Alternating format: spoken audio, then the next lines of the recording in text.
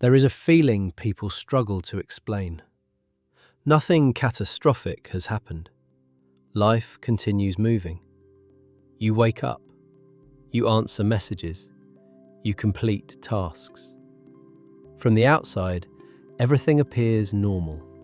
And yet, inside, something feels missing. Not pain, not sadness, not even despair.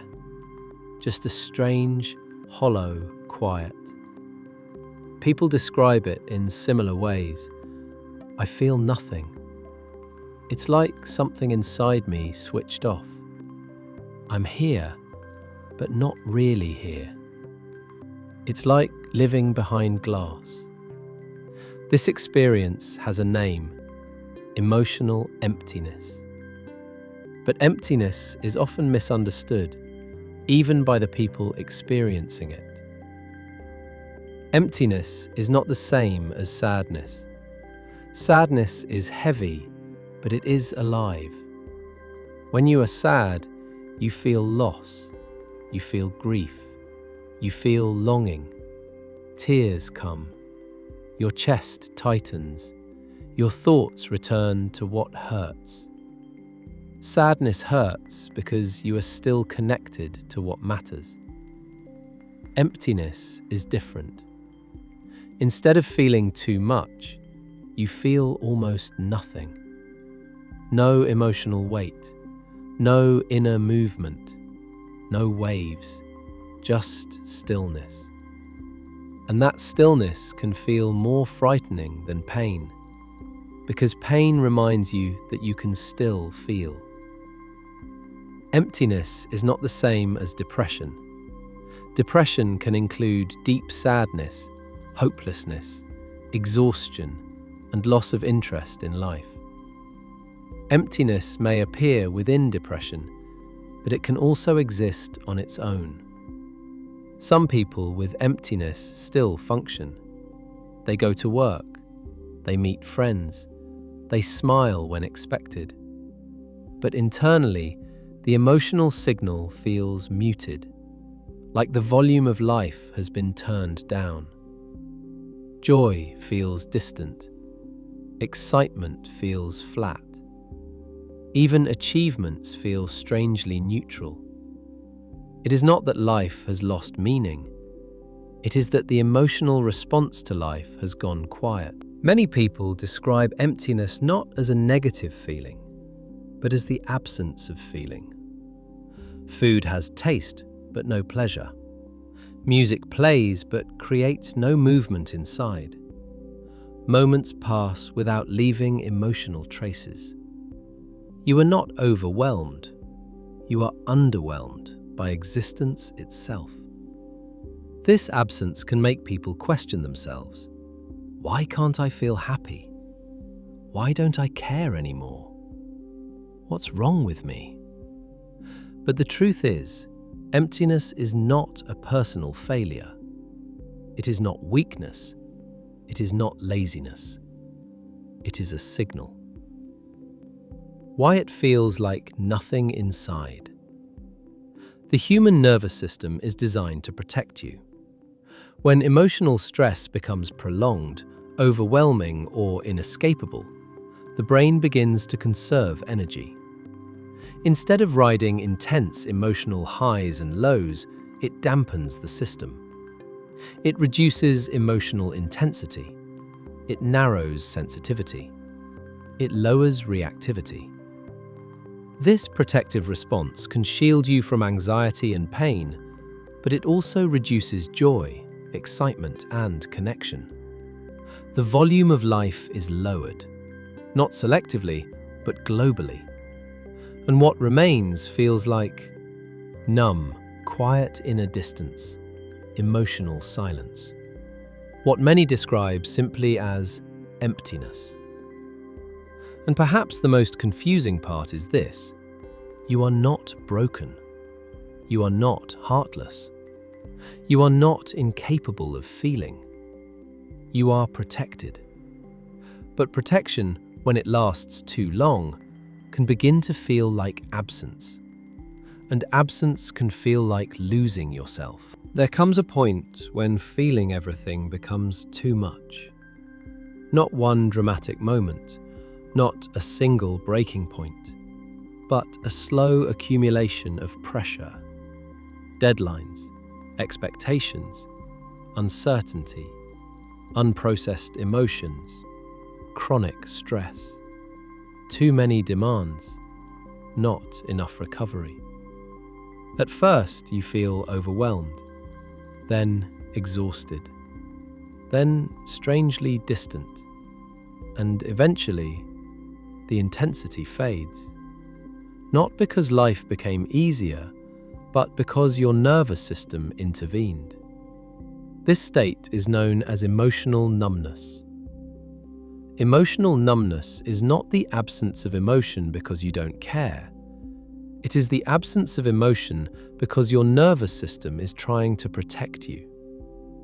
The brain is designed for survival, not constant emotional exposure. When stress becomes prolonged or overwhelming, the nervous system shifts into a protective mode. It reduces emotional intensity.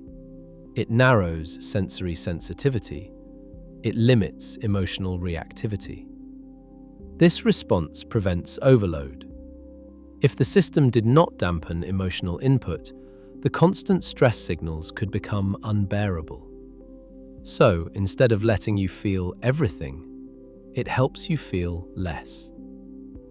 Your nervous system constantly scans for safety and threat. When pressure is temporary, your body activates and then returns to baseline. But when stress becomes chronic, without resolution or relief, the system cannot stay in high alert forever. Sustained emotional intensity is biologically expensive, so the brain conserves energy. It shifts from hyperactivation to emotional dampening. This is not a conscious decision. It is an automatic regulatory response. Instead of swinging between anxiety and relief, the system lowers the overall amplitude of emotional experience, like dimming a light that has been burning too brightly for too long. Here is the paradox many people struggle to understand. The same mechanism that protects you from pain also reduces your ability to feel pleasure. When the nervous system lowers emotional intensity, anxiety softens, fear quiets, emotional pain dulls. But so does excitement, enthusiasm, warmth, joy, connection. The volume is lowered globally, not selectively. You don't stop feeling only the difficult emotions, you feel less of everything. This is why people often say, "I don't feel bad, but I don't feel good either." It's like my emotions are muted. I know I should be happy, but I feel flat. This flatness is not emptiness of life. It is reduced emotional access to life. In the short term, emotional numbness can be stabilizing. It creates distance from overwhelming stress. It allows functioning during difficult periods. It prevents emotional collapse. But when this protective state persists, it can begin to feel like detachment from yourself, distance from others, loss of emotional depth, a fading sense of aliveness. You are present in your life, but not fully participating in it. And this can create a second layer of distress, the fear that something inside you has disappeared. Emotional numbness does not mean you have lost your capacity to feel. It means your nervous system has temporarily reduced emotional intensity to maintain stability. The system is not malfunctioning. It is conserving. It is protecting. It is trying to keep you functional in the presence of prolonged strain. But what protects you in survival mode can begin to feel like disconnection in everyday life. And understanding this is important, because what feels like losing yourself may actually be your nervous system trying to keep you intact. There is a kind of stress that passes. A deadline is met. A problem resolves. your body exhales and balance returns. But chronic stress is different. It does not end. It does not release. It does not allow the nervous system to reset.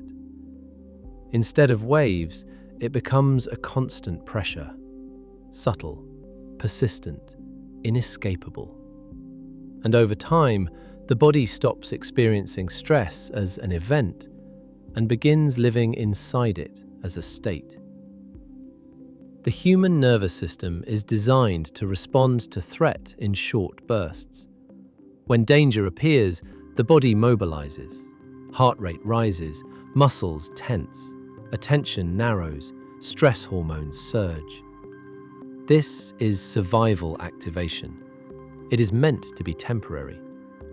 But modern stress rarely arrives as a single threat. It arrives as continuous pressure. Financial uncertainty, work demands, information overload, emotional strain, global instability, social expectations. When pressure never fully resolves, the nervous system cannot return to baseline. Instead, it adapts. Survival mode becomes the new normal. You may not feel panicked, but you feel constantly braced. Your shoulders remain tight. Your breathing stays shallow. Your mind rarely rests. Even in quiet moments, your body does not fully stand down. Stress itself is not what exhausts the nervous system. Lack of recovery is. Activation requires deactivation. Effort requires restoration. Output requires replenishment. Without recovery, the nervous system remains in a prolonged state of tension. Sleep becomes less restorative. Rest feels incomplete. Time off does not reset the system. You may pause physically, yet internally remain alert. The body is still. The nervous system is not. Over time, this creates a deep form of fatigue. Not muscular, but neurological. A tiredness sleep alone cannot repair. The nervous system cannot remain in high alert indefinitely. Chronic activation consumes enormous biological resources. Eventually, the system shifts from hyperactivation to conservation mode. Energy is preserved. Reactivity is reduced. Emotional intensity is dampened. Motivation decreases. This is not collapse. It is adaptive shutdown, a protective slowing designed to prevent total burnout. The system reduces output to preserve survival, and what this feels like internally is not dramatic. It feels quiet, flat, distant. When nervous system resources are depleted, the brain prioritizes essential functioning, basic tasks, routine behaviors, necessary responsibilities. Non-essential emotional processes are minimized. This includes sustained excitement, deep emotional engagement, creative energy, anticipatory joy. Life continues, but the emotional richness that once colored experience fades. You are not overwhelmed anymore. You are understimulated from within. And this absence of inner movement is often experienced as hollowness, flatness, disconnection, emptiness. Not because life is empty, but because the nervous system no longer has the resources to generate emotional depth. Many people experiencing chronic stress continue functioning. They fulfill obligations. They meet expectations. They keep going. From the outside, resilience is visible. From the inside, depletion grows. Because endurance without restoration has a cost. When the nervous system remains in survival mode for too long, it begins to trade vitality for stability. It sacrifices emotional richness to maintain functionality, and what remains can feel like living in grayscale. Nothing sharply painful, nothing vividly joyful, just muted existence. The most important truth is this: inner emptiness is not evidence that you have lost yourself. It may be evidence that your nervous system has been carrying more than it was meant to carry for too long. And when survival mode lasts long enough, the system does not break. It protects, it slows, it quiets. And in that quiet, many people begin to wonder where their aliveness went. At some point, many people stop noticing the moment it happens. There is no dramatic event, no clear turning point, no conscious decision. You simply begin moving through your days automatically. You wake up, you complete tasks, you respond to messages, you fulfill responsibilities, you go to sleep. Life continues, but participation fades. Instead of living deliberately, you begin operating on autopilot. Autopilot is efficient. It helps you function when life becomes busy or overwhelming. It allows routines to run without constant decision-making. It reduces cognitive load. But when autopilot becomes the primary mode of living, awareness narrows. Days blur together. Moments pass without being felt. Experiences register but do not land. You may arrive somewhere and realize you don't remember the drive. Finish a week and feel it vanished. Complete a milestone and feel no emotional arrival. You are moving forward, but not fully present in your own life. Disconnection from self often begins as adaptation.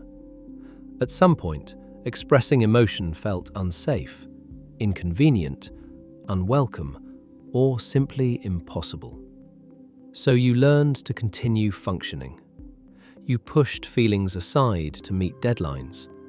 You stayed strong for others. You minimized your needs to avoid conflict. You told yourself, "I'll deal with this later." And later never arrived. Over time, suppression becomes habit. Emotions are postponed. Needs are delayed. Signals from within are muted. Not because they disappeared, but because they were consistently overridden. The body and mind constantly send signals.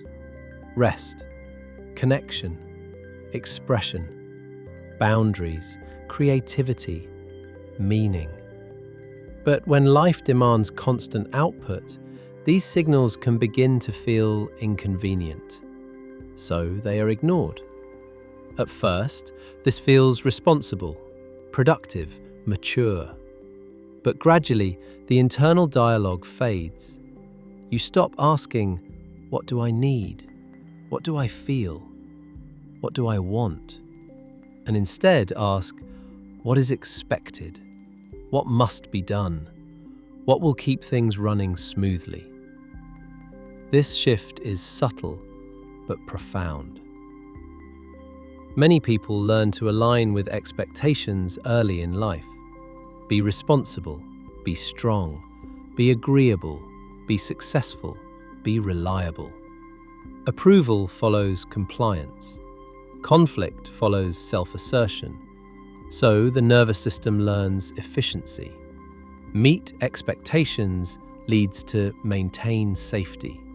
Suppress desires leads to avoid disruption. Over time, external expectations become the organizing force of life. Careers are chosen for stability. Schedules are built around obligations. Decisions prioritize approval over authenticity. From the outside, life may appear stable, even successful. From the inside, something feels absent. Because desire was not lost, it was deprioritized. When emotions are suppressed and needs are ignored long enough, the internal guidance system grows quiet. You may struggle to answer simple questions. What do I enjoy? What excites me? What feels meaningful? What do I actually want next? Not because the answers do not exist, but because the signal has been muted by years of override. Without emotional input, decision-making becomes purely functional. Without desire, motivation weakens. Without inner reference points, life begins to feel mechanical. Connection with yourself is what gives life texture. It allows joy to register. It allows meaning to form. It allows experience to feel personal. When that connection weakens, life may still function, but it stops feeling lived.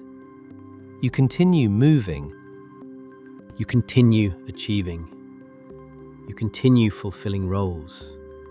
But internally, there is distance. A sense of observing rather than inhabiting.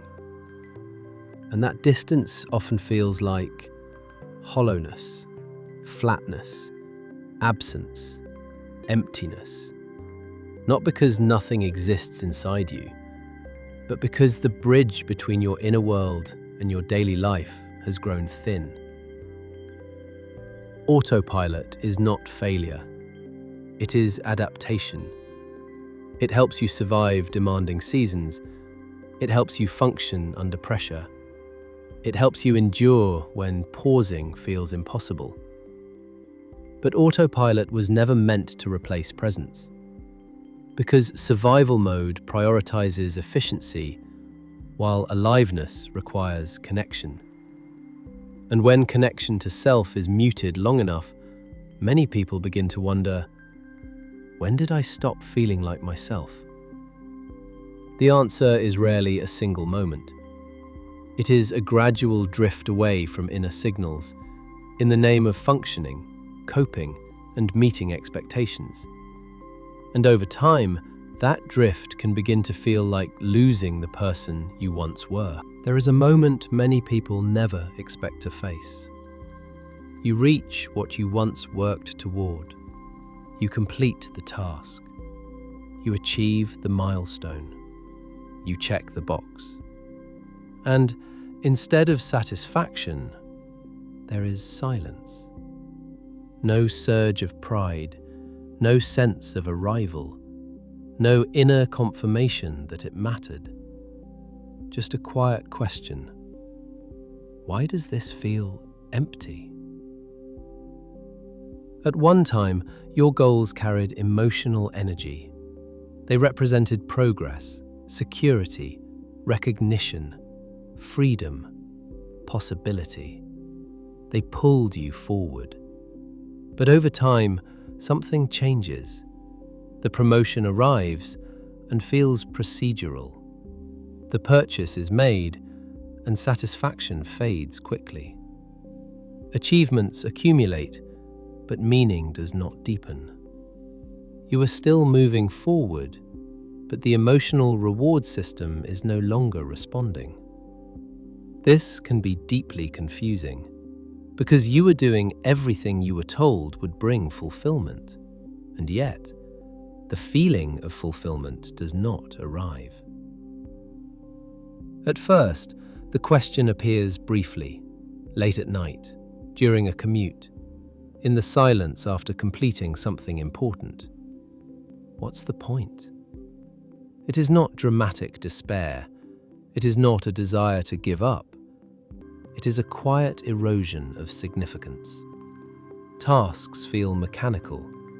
Effort feels repetitive. Progress feels strangely circular. You continue because you should, because others expect it, because stopping feels irresponsible. But internally, the fuel that once drove you forward feels depleted. Motivation is not only psychological, it is biological. When the nervous system is depleted from chronic stress, emotional overload, and prolonged pressure, the brain begins conserving energy. This conservation affects drive, initiative, anticipation of reward, future-oriented thinking. The system reduces investment in long-term pursuits to preserve immediate functioning. This is not laziness. It is resource protection. When internal energy reserves are low, the brain prioritizes survival over aspiration. And without emotional energy, even meaningful goals can feel distant. Another layer of emptiness emerges when actions no longer reflect inner values. You may be productive, but not fulfilled. Successful, but not aligned. Busy, but not engaged. This disconnect often develops gradually. You choose practicality over passion, stability over curiosity, approval over authenticity, responsibility over self-expression. Each decision makes sense at the time, but over years a gap can form between what you do and what feels meaningful. And when actions are disconnected from values, effort loses emotional resonance. You continue acting, but the actions no longer feel like yours. Modern culture rewards productivity, not alignment. You are praised for output, rewarded for endurance, recognized for achievement. But meaning does not arise from productivity alone. Meaning emerges from connection, authentic expression, purpose, values, contribution, growth. Without these elements, achievement can feel like motion without direction. You are moving, but not arriving. Many people fear this question. They interpret it as ingratitude, lack of discipline, loss of ambition. But the question often signals something deeper: exhaustion of emotional resources, misalignment with values, loss of inner connection, absence of restorative meaning. It is not a sign that you are broken. It is a sign that your internal motivational system is no longer sustained by external goals alone. Sometimes motivation fades because you cared for too long without restoration. You pursued goals that were never truly yours. You overrode inner signals for the sake of stability. You exhausted the emotional fuel required to feel inspired. And without emotional energy, goals become tasks. Tasks become obligations. Obligations become weight. And weight drains the sense of aliveness from effort. When goals no longer inspire, when effort feels hollow, when actions feel detached from values, life can begin to feel like motion without meaning. You continue functioning, but without emotional investment, the experience becomes muted. This can feel like direction without purpose, movement without momentum, achievement without satisfaction, effort without meaning. In that space, many people begin to ask, not dramatically but quietly, why does nothing feel worth it anymore? And often this is not the loss of purpose, it is the loss of connection to the emotional energy that makes purpose felt. Because meaning is not only something we think, it is something we feel. And when emotional energy is depleted, even meaningful lives can begin to feel empty. Burnout does not arrive suddenly. It builds quietly. You take on more responsibility. You push through fatigue. You meet expectations. You stay reliable. You keep going, even when you are already tired. At first, it feels like dedication, then commitment, then resilience. But over time, the cost accumulates. And one day, instead of feeling tired, you feel emptied. Many people experiencing burnout are not disengaged. They are deeply responsible. They are the dependable ones, the strong ones, the ones others rely on. They carry workloads, emotional labor, family responsibilities, professional expectations, unspoken pressure to hold everything together.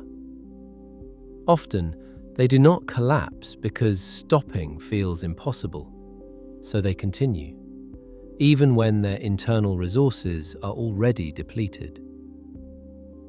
Short periods of stress can strengthen resilience, but burnout emerges when pressure becomes continuous and recovery never fully occurs. There is always one more task, one more message, one more responsibility, one more expectation. Even during rest, the mind remains engaged. Unfinished tasks linger. Future demands loom. Responsibilities remain mentally active. The body pauses, the nervous system does not. And without full disengagement, recovery cannot complete. Burnout is not simply exhaustion. It is the depletion of emotional, cognitive, and nervous system resources.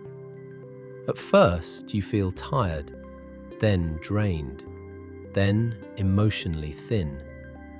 Eventually, you may notice reduced empathy, loss of enthusiasm, difficulty caring about outcomes, emotional flatness, detachment from work and relationships.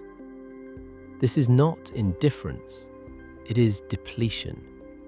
After prolonged strain, the system conserves energy by reducing emotional output.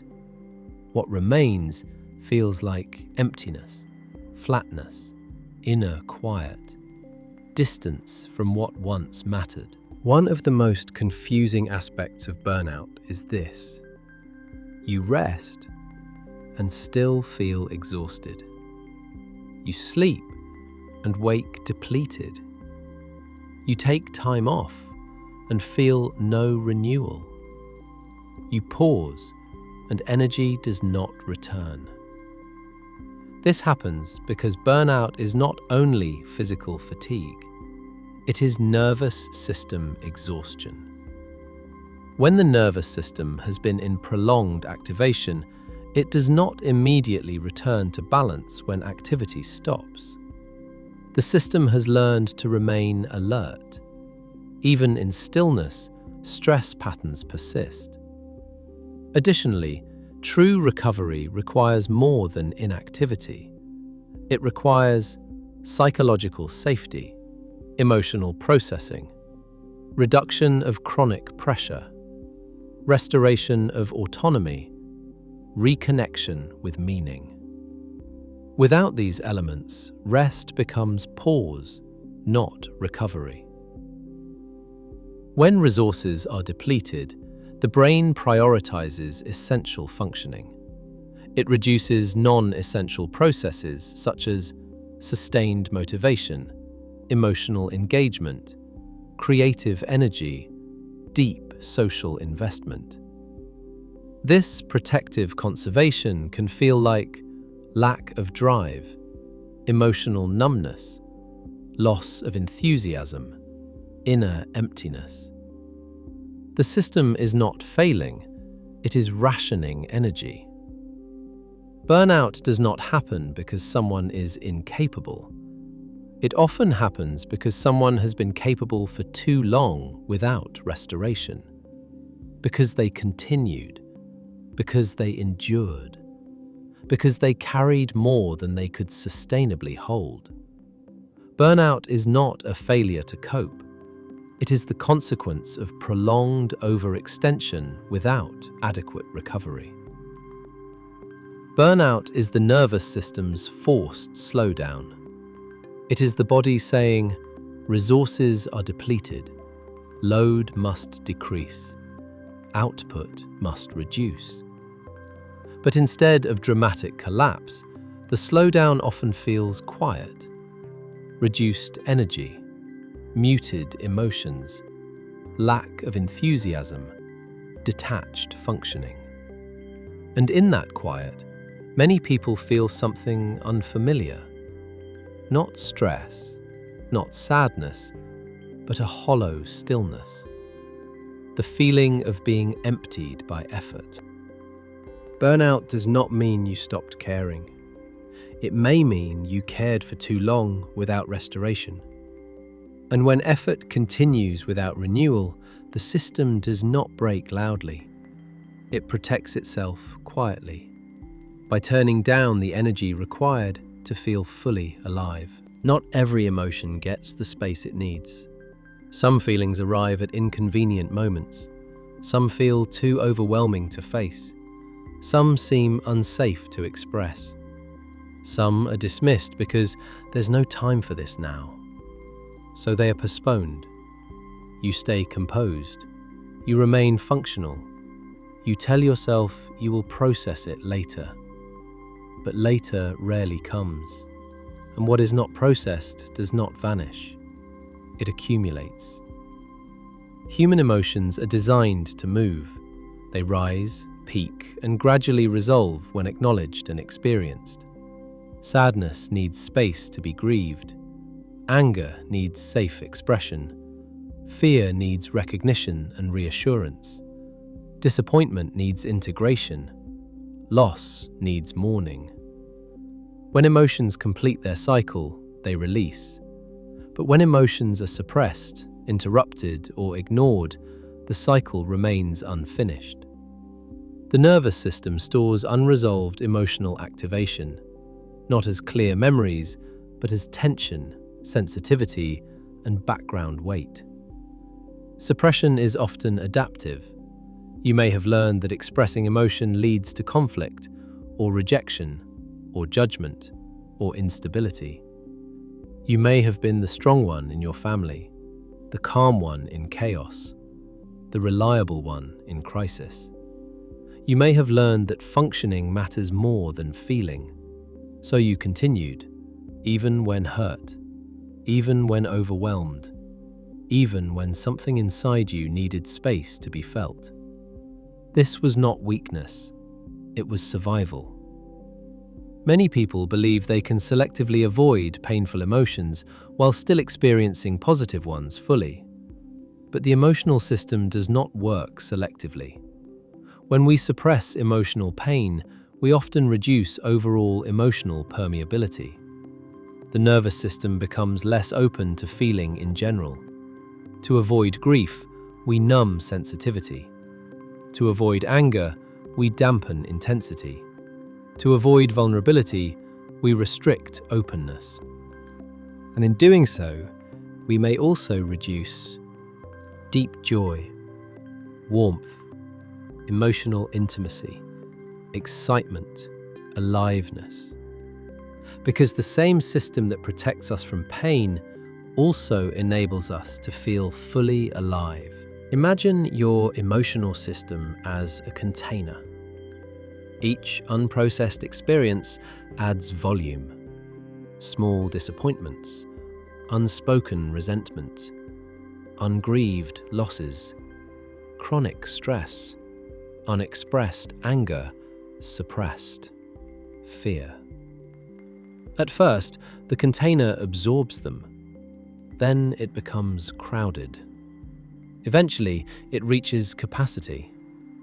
When the system feels full, it protects itself by limiting additional emotional input, not because emotions stopped arriving, but because there is no capacity left to process them. This protective narrowing can feel like numbness, detachment, flatness, inner silence.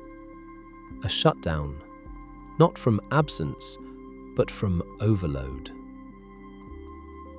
When emotional accumulation exceeds processing capacity, the nervous system reduces exposure. This is protective. If full emotional intensity continued, the system could become overwhelmed. So it dampens sensitivity. It narrows emotional range. It restricts internal access. This is not emotional failure. It is emotional overload protection. Unprocessed emotions do not remain as vivid stories. They remain as subtle tension, a quick irritation that feels disproportionate, a heaviness with no clear source, fatigue after emotional interactions, avoidance of certain memories or topics, a background sense of emotional congestion. You may not consciously feel the original pain, but the nervous system still carries its imprint. When emotions are consistently suppressed, the internal landscape changes. Less emotional movement, less inner variation, less felt experience. Life continues, but with reduced emotional depth. This can feel like inner silence, emotional distance, absence of feeling, emptiness. Not because nothing exists inside you, but because access has been restricted to prevent overload. Emotions that were never processed do not vanish. They wait for safety. They wait for space. They wait for nervous system capacity. They wait for permission to be felt without overwhelming the system. And until that space exists, the system protects itself by narrowing access. Because feeling everything at once would be too much. What many people interpret as emotional emptiness may not be the absence of feeling. It may be the protective quiet that emerges when the emotional container has been full for too long. A silence created not by lack, but by accumulation. Loneliness is often imagined as physical isolation. An empty room, a silent phone, no one nearby. But one of the most painful forms of loneliness happens in crowded spaces.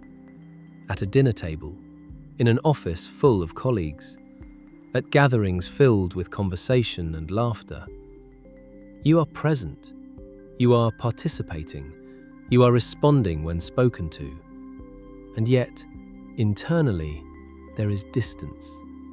A quiet sense of being separate from the moment, separate from others, separate even from yourself. Humans are not nourished by proximity alone. We are nourished by connection. You can be surrounded by people and still feel unseen. You can engage in conversation and still feel unknown. You can share space and still feel emotionally distant. This happens when interactions remain at the surface. Small talk without sincerity, polite exchanges without presence, automatic responses without emotional depth. Nothing is wrong, but nothing is truly shared. And without emotional exchange, the nervous system does not register connection. Emotional connection requires vulnerability. It requires being seen, not just observed, heard, not just listened to, met, not just acknowledged. But modern life often prioritizes efficiency over depth. We communicate constantly, yet reveal little. We stay updated, yet rarely feel understood. We remain socially active, yet emotionally guarded. Over time, relationships can become functional rather than intimate. We coordinate schedules, share updates, exchange information. But the deeper layers, fears, doubts, hopes, inner experiences, remain unspoken. And without emotional reciprocity, connection weakens. Small talk is not harmful. But when most interactions remain superficial, they can feel strangely exhausting. This is because surface interaction requires performance without emotional nourishment. You present a version of yourself. You maintain social politeness. You respond appropriately. But you do not feel truly met. The nervous system expends energy without receiving the regulatory benefits of genuine connection. Deep connection calms the nervous system. It lowers stress responses. It increases feelings of safety and belonging. Surface interaction does not activate the same restorative mechanisms. So instead of feeling replenished after social contact, you may feel more depleted. Loneliness is not only a psychological state, it is a physiological signal. The human nervous system evolved in connection with others. Safe connection communicates, you are not alone. You are supported. You belong. You are safe. Without these signals, the nervous system may remain subtly vigilant, even in friendly environments. This is why emotional isolation can feel like tension beneath the surface, a subtle sense of unsafety without obvious threat. Disconnection is not always caused by others. Sometimes it emerges from self-protection. Past hurts teach caution. Disappointment teaches restraint. Rejection teaches emotional self-containment. So you share less, reveal less, risk less. This protects you from pain, but it also limits connection. Over time, the space between people widens, not from conflict, but from guardedness. When the need for connection is unmet, surface interaction can intensify the awareness of what is missing. You talk, but are not known. You listen, but are not understood. You participate, but do not feel included at a deeper level. This contrast can amplify the feeling of inner distance. Instead of relieving loneliness, shallow connection can highlight its presence. Not because others are absent, but because emotional resonance is. Belonging is not built through constant contact. It is built through emotional presence. Moments of honesty, shared vulnerability, mutual understanding, emotional safety. Without these experiences, social activity may continue, that the sense of belonging fades. And when belonging fades, the nervous system registers separation. That separation can feel like distance, hollowness, invisibility, emptiness. Feeling disconnected does not mean connection is impossible. It may mean interactions lack depth, emotional safety feels uncertain, self-protection has limited openness. Modern life has reduced relational presence. Humans are wired not just to be near each other, but to feel emotionally met. And when that experience is missing, even a crowded room can feel silent. Because emptiness is not created by the absence of people. It is created by the absence of felt connection. Never in human history has the nervous system been exposed to so much information so quickly and so continuously. News updates arrive by the minute. Alerts flash across screens. Global crises unfold in real time. Tragedies, conflicts, disasters, uncertainty, all delivered directly into your hands. There is no natural boundary, no true pause, no psychological distance. The world does not knock before entering your nervous system. It streams in constantly. The human brain evolved to respond to immediate, local threats. A sound in the dark, a sudden movement, a visible danger. But today, the nervous system is exposed to threats that are global, abstract, unresolved beyond personal control. War, economic instability, climate anxiety, violence, political tension, uncertainty about the future. Even when you are physically safe, the brain repeatedly encounters signals of danger. And the nervous system does not distinguish well between immediate threat and perceived threat. It responds to both. In the past, distressing information arrived slowly and locally. Today, emotional stimuli arrive faster than they can be processed. Before one story settles emotionally, another appears. Before the nervous system resolves one response, the next alert activates it again. This creates emotional backlog. Reactions begin, but cannot complete.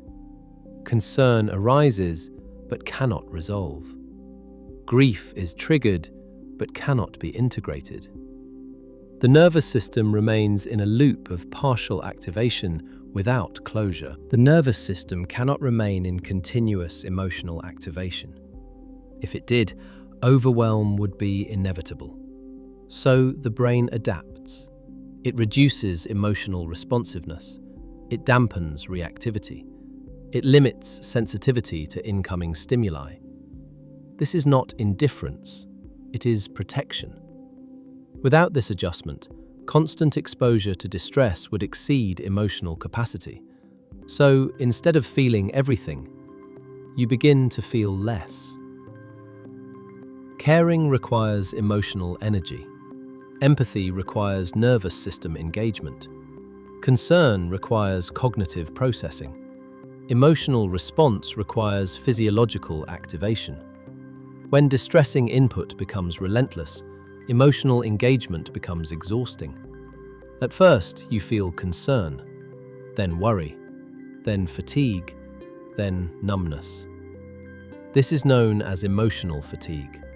Not the loss of compassion, but exhaustion from sustained emotional activation without resolution.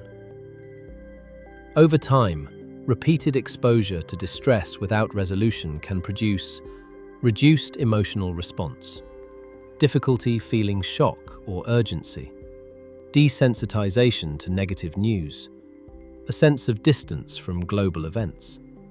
You may notice headlines that once shocked you feel routine.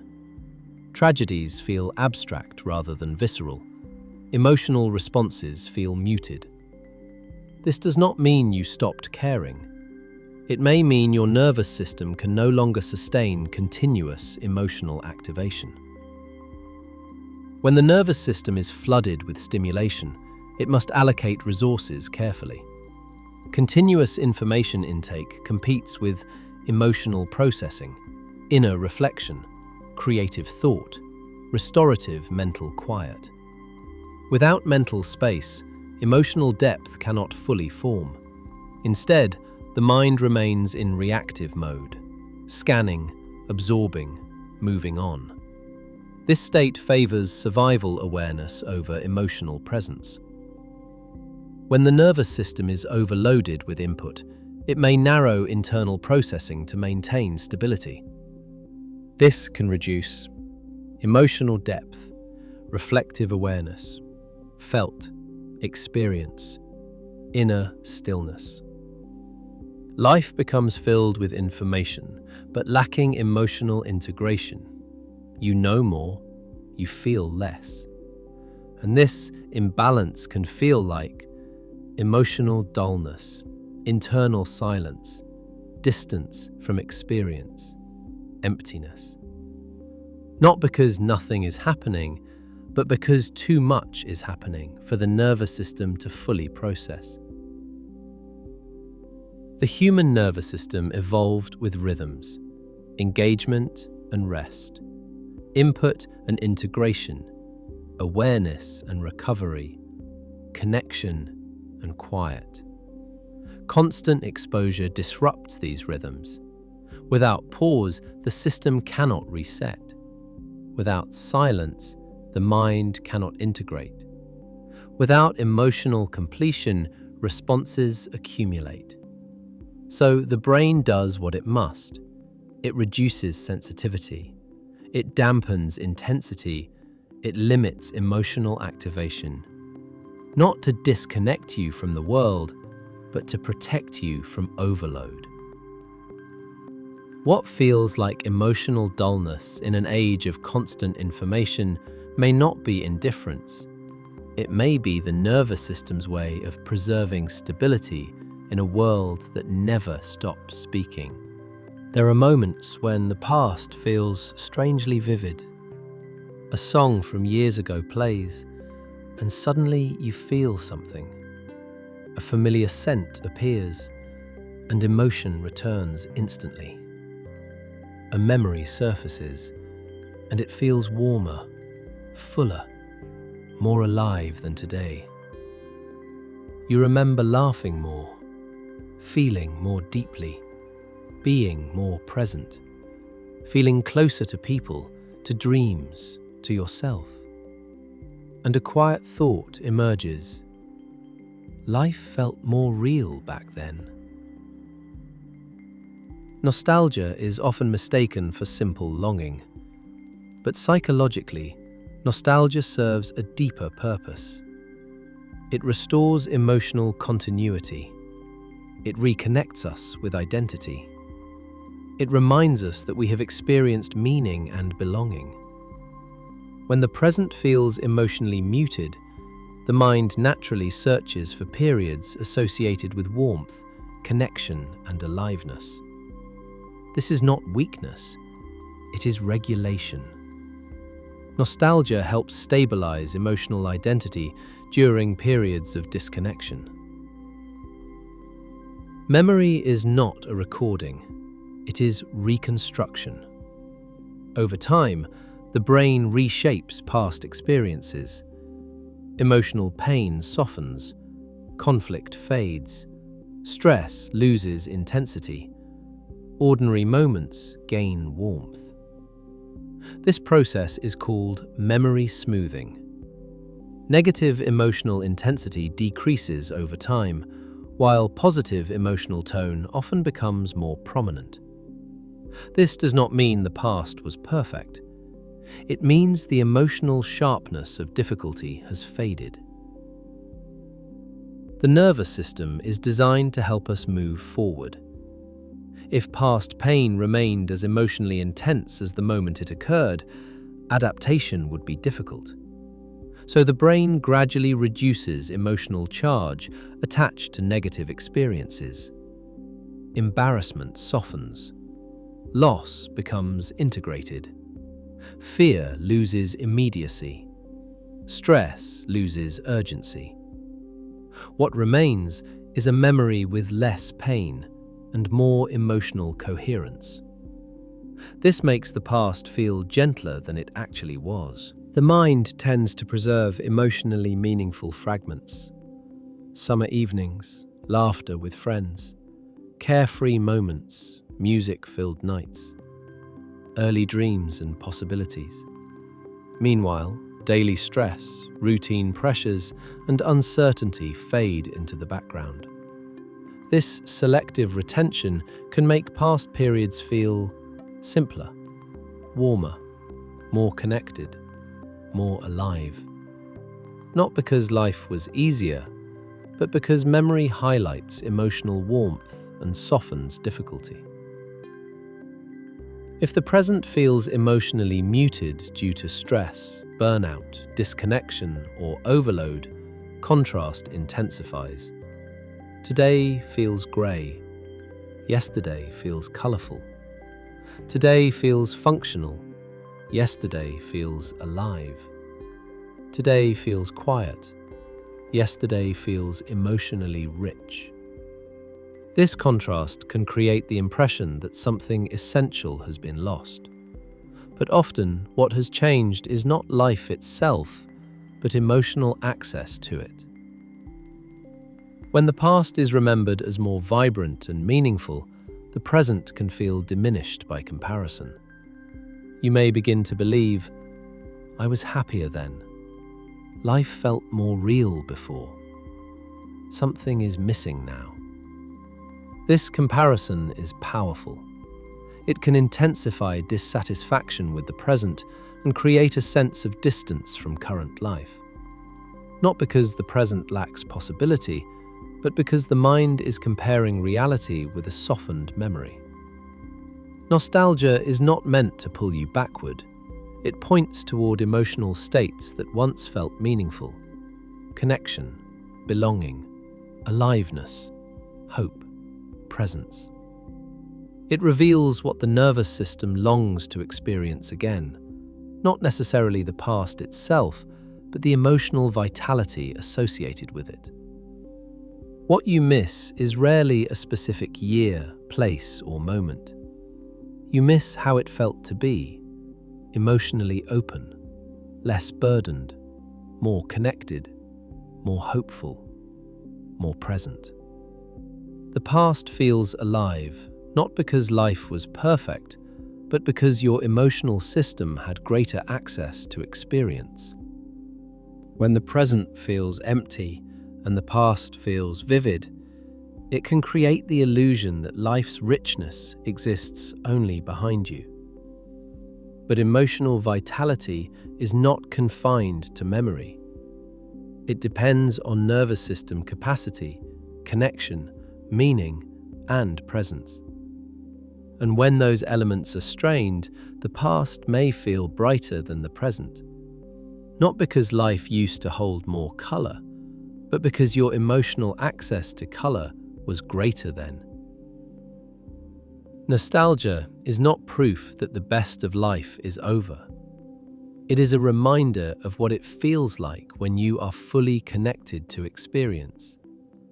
And sometimes, it is the mind's gentle way of showing you what your nervous system is ready to feel again. Many people assume depression always looks like deep sadness, crying, hopelessness, visible despair.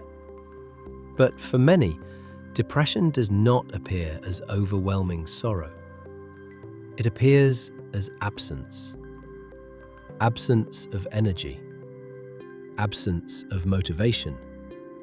Absence of emotional response. Absence of pleasure. Instead of feeling deeply sad, a person may feel flat. And because there is no dramatic suffering, this state often goes unnoticed, even by the person experiencing it. Hidden depression can feel less like pain and more like disconnection. You get through the day. You complete necessary tasks. You respond when needed. You function. But internally, nothing excites you. Nothing pulls you forward. Nothing feels deeply engaging. You are not overwhelmed by emotion. You are underwhelmed by existence. This can create confusion. I'm not sad, so why do I feel this way? Nothing is wrong, so why do I feel empty? Why does everything feel pointless? Apathy can be quieter than sadness, but just as heavy. One of the core features of depression is anhedonia, the reduced ability to feel pleasure. Things that once brought joy feel muted. Music feels flat. Food loses richness. Hobbies feel mechanical. Laughter feels distant. Achievements feel neutral. You may still participate in activities, but the emotional reward does not arrive. This is not lack of gratitude. It is reduced emotional responsiveness.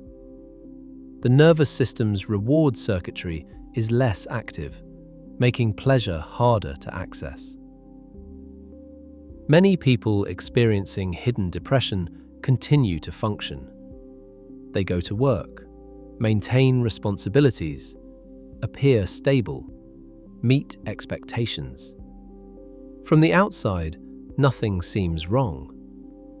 Inside, however, the emotional landscape may feel muted and distant. High-functioning individuals often delay seeking help because they are still managing responsibilities others depend on them. Their pain feels not serious enough. They compare themselves to those suffering more visibly. But emotional suffering does not need to be dramatic to be real. Hidden depression may include persistent emotional numbness, loss of interest in previously meaningful activities, chronic fatigue not relieved by rest, difficulty experiencing pleasure, increased irritability or detachment, feeling disconnected from life, lack of anticipation for the future. These symptoms can appear gradually, making them easy to normalize or dismiss. Sometimes emotional shutdown develops as protection against prolonged stress, overload, or unresolved emotional strain. The nervous system dampens intensity to preserve functioning. But when this protective state persists, it can resemble depressive symptoms. This overlap can make it difficult to distinguish burnout, emotional numbness, and depression. And in many cases, they coexist. Reaching out for help is not a sign that something is wrong enough. It is a step toward understanding and relief. Consider speaking with a mental health professional if the emptiness persists for weeks or months. Nothing brings pleasure or interest. Daily functioning feels increasingly effortful. You feel disconnected from yourself or life. Fatigue and apathy continue despite rest. Life feels meaningless or emotionally flat. You do not need to wait until things become unbearable. Support can help clarify what you are experiencing and restore emotional access. One of the biggest misconceptions about depression is that it must be dramatic to be valid. But emotional absence can be just as distressing as emotional pain. You deserve support not only when you are overwhelmed, but also when you feel nothing at all. Hidden depression is not a personal failure. It is not weakness. It is not lack of resilience. It is often the result of prolonged strain, emotional overload, unresolved stress, or nervous system depletion. And like any system under prolonged pressure, the mind and body sometimes require support to recover balance. If you recognize yourself in these experiences, it does not mean you are broken. It may mean you have been carrying more than your system could process alone. And seeking support is not surrender. It is an act of care toward the part of you that has been trying to endure in silence. When emptiness lingers long enough, a quiet fear often appears. What if I never feel like myself again? When joy feels distant, when motivation feels muted, when emotional depth feels unreachable, it can seem as if something essential has been lost. But the nervous system is not fixed. It is adaptive. It is responsive. It is capable of change. And most importantly, it is capable of recovery. The human brain is shaped by experience. This capacity is known as neuroplasticity, the brain's ability to reorganize, form new connections, and restore function in response to changing conditions. Just as chronic stress can narrow emotional responsiveness, supportive experiences can gradually restore it. Neural pathways strengthen with repetition.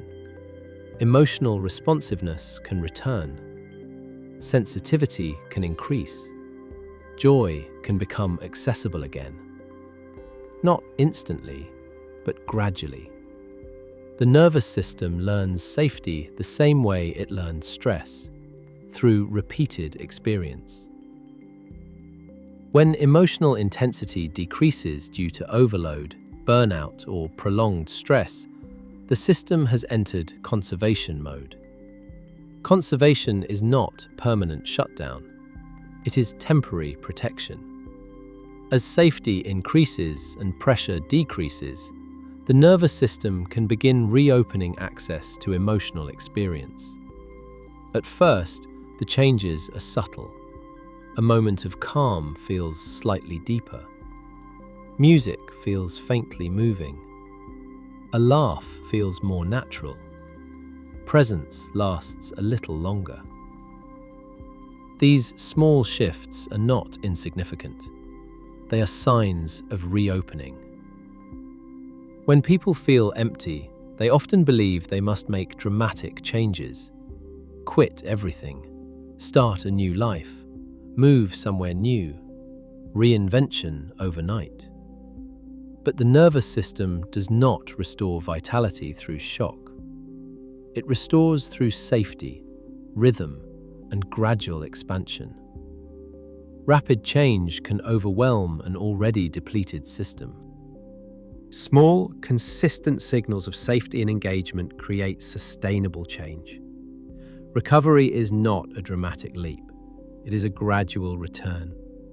Emotional capacity expands through manageable exposure to positive and regulating experiences. This may include stepping outside into natural light, feeling the warmth of sunlight on your skin, walking without urgency, listening to music without multitasking, engaging in quiet, creative expression, allowing moments of stillness without stimulation. These moments may feel neutral at first. That is okay. The goal is not immediate joy. The goal is restoring the nervous system's capacity to feel. Many expect joy to return suddenly. More often, it returns quietly. A moment of genuine interest, a brief sense of ease, a spontaneous smile, a feeling of comfort in stillness. These moments may be brief and subtle, but they signal reconnection. Emotional vitality often returns the way dawn arrives, gradually, softly, almost unnoticed at first. People often wait to feel motivated before re-engaging with life, but motivation frequently follows action, not the other way around. Small engagement creates momentum. Momentum creates energy. Energy restores emotional responsiveness. You do not need to feel ready. You only need to begin gently. The nervous system reopens when it senses safety. Safety may come from reducing chronic pressure, creating predictable routines, experiencing non-judgmental connection, allowing emotional honesty, restoring boundaries, giving yourself permission to move slowly. Safety tells the nervous system it is no longer necessary to conserve at all costs, and gradually the system begins to expand again. Even if emotional access feels distant, the capacity to feel has not disappeared. It has been protected, muted, conserved, shielded from overload. The pathways remain. They can strengthen again. What feels lost may simply be waiting for the conditions that allow it to return. Feeling alive again is not a single moment. It is not one breakthrough, not one decision, not one transformation. It is a series of small returns, presence returning, curiosity returning, connection returning, meaning returning, joy returning, piece by piece, moment by moment. If emptiness has been your recent experience, it does not mean emotional vitality is gone. It means your nervous system has been protecting you. And protection can soften. Capacity can return. Feeling can deepen again. Life can regain texture. Not all at once, but gradually, in quiet, steady, human ways. And one day, without noticing exactly when it happened, you may realize you are not merely existing anymore. You are experiencing again.